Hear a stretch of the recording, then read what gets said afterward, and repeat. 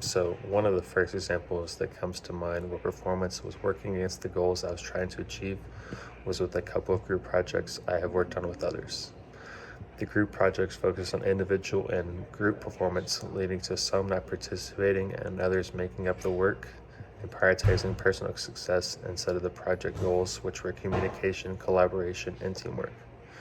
This also ties into my next point, which also comes from the classroom.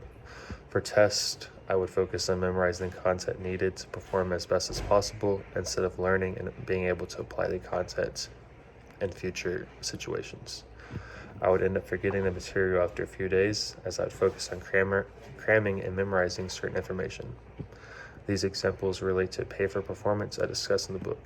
For example, on page 138, Spector discusses individual incentives will be most effective in shaping behavior when the individual controls the outcome being measured and rewarded, when the outcomes are tied to improve performance, when the evaluation of an employee's contribution is perceived as being valid, and when the difference between rewards for high and low performance is significant.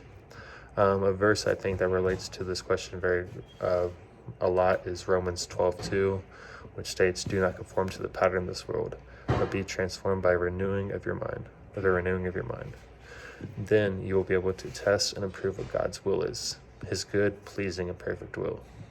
This verse relates to the question as to whether we must stay true to our goals even when something may seem more important.